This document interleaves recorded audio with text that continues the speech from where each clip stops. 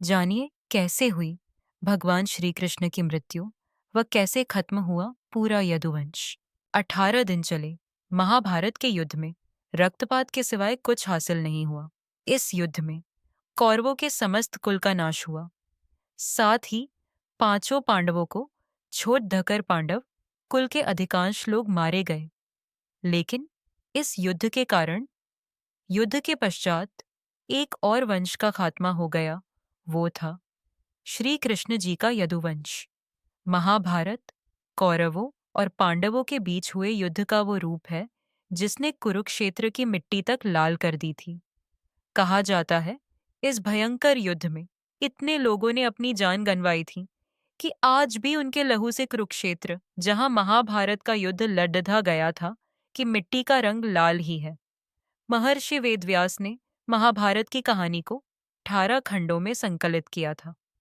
कुरुक्षेत्र का युद्ध इस ग्रंथ का सबसे बड़ा भाग है।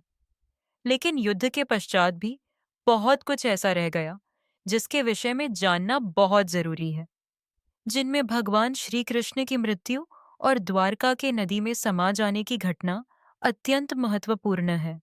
मौसल पर्व 18 पर्वों में से एक है जो 8 अध्यायों का संकलन है। इस पर्व में भगवान कृष्ण के मानव रूप को छोड़ देना और उनकी मृत्यु के पश्चात उनकी नगरी द्वारका के साथ घटी घटना का वर्णन है। यह घटना कुरुक्षेत्र के युद्ध के 35 साल बाद की है। कृष्ण की द्वारका नगरी बहुत शांत और खुशहाल थी, जहां युवाओं के भीतर चंचलता बढ़ ही सामान्य थी और वे सभी भोग विलास में लिप्त रहते थे। एक बार कृष्ण के पुत्र साम को एक शरारत सूझी। स्त्री का वेश लेकर वह अपने दोस्तों के साथ ऋषि विश्वामित्र, दुर्वासा, वशिष्ठ और नारद से मिलने गया। वे सभी भगवान श्री कृष्ण के साथ एक औपचारिक बैठक में शामिल होने के लिए द्वारका आए थे। स्त्री के वेश में सामने ऋषियों से कहा कि वो गर्भवती है। वे उसे ये बताएं कि उसके गर्भ में बच्चे का लिंग क्या है।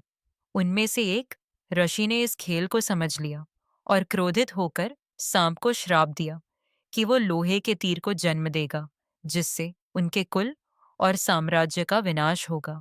सांब ने ये सारी घटना उग्रसेन को बताई।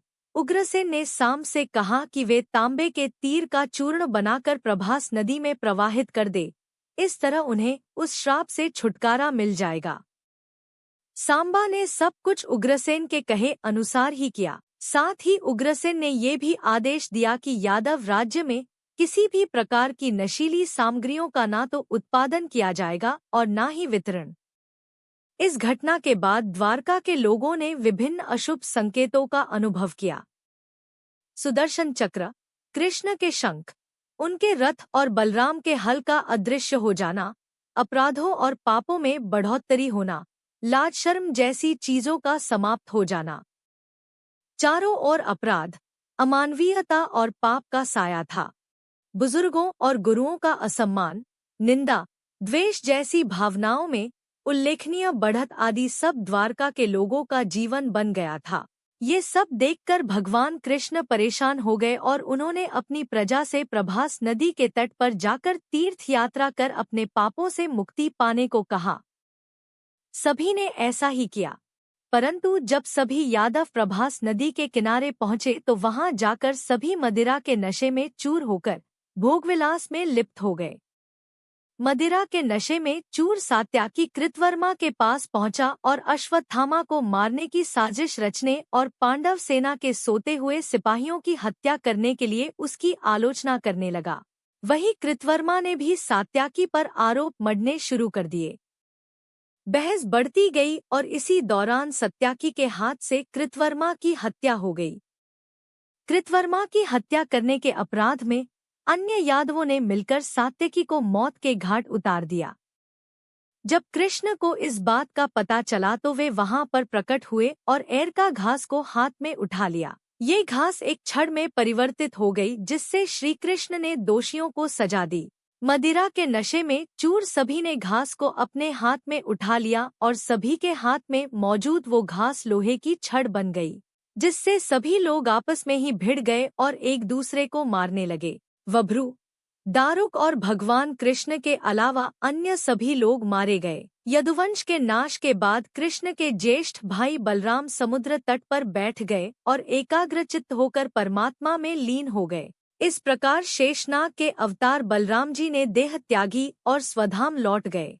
लोहे की छड़ का चूर्ण एक मछली ने निगल लिया और वह उसके पेट में जाकर धातु का एक टुकड़ा बन गया।